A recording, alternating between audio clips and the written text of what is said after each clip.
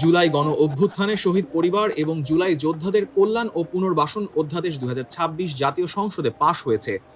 শুক্রবার ১০ এপ্রিল বিকেল ৩:৩০টায় এই সংক্রান্ত প্রস্তাব সংসদে উত্থাপন করেন মুক্তিযুদ্ধ বিষয়ক মন্ত্রী আহমেদ আজম খান।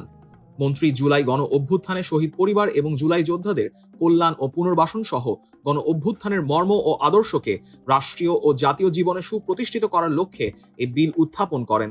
মাননীয় স্পিকার, আপনাকে ধন্যবাদ।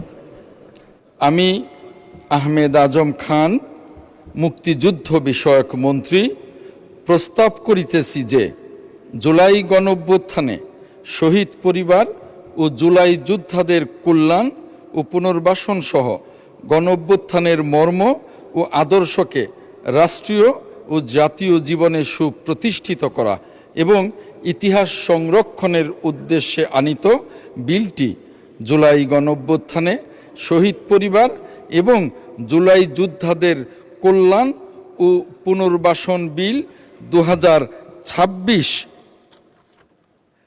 মহান সংসদে উত্থাপিত আকারে পাশ করা হোক। মাননীয় স্পিকার, আপনাকে ধন্যবাদ। মাননীয় মন্ত্রী, আপনাকেও ধন্যবাদ। মহান সংসদের সামনে প্রশ্ন হচ্ছে, সংসদে উত্থাপিত আকারে জুলাই গণঅভ্যুত্থানের শহীদ পরিবার এবং জুলাই যোদ্ধাদের কল্যাণ ও পুনর্বাসন বিল ২০২৬ পাশ করা হোক। যারা এই প্রস্তাবের পক্ষে আছেন তারা হ্যাঁ বলুন। যারা এই প্রস্তাবের বিপক্ষে আছেন তারা না বলুন। আমার মনে হয় হ্যাঁ জয়যুক্ত হয়েছে, হ্যাঁ জয়যুক্ত হয়েছে, হ্যাঁ জয়যুক্ত হয়েছে। অতএব সংসদে উত্থাপিত আকারে জুলাই গণ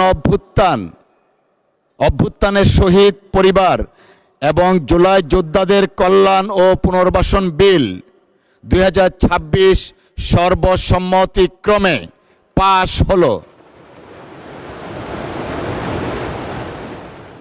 এরপর জাতীয় সংসদের deputy speaker barrister Kaiser Kamal বিলটি সংসদ সদস্যদের ভোটের জন্য দেন। এ সময় সংসদ সদস্যরা হ্যাঁ বলে বিলের পক্ষে সম্মতি দেন।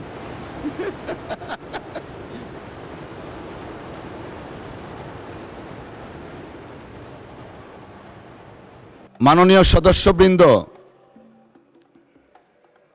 ইটস অ্যামেজিং, সবাই খুব এনথুসিয়াস্টিক ছিলেন। অসংখ্য ধন্যবাদ সকলকে।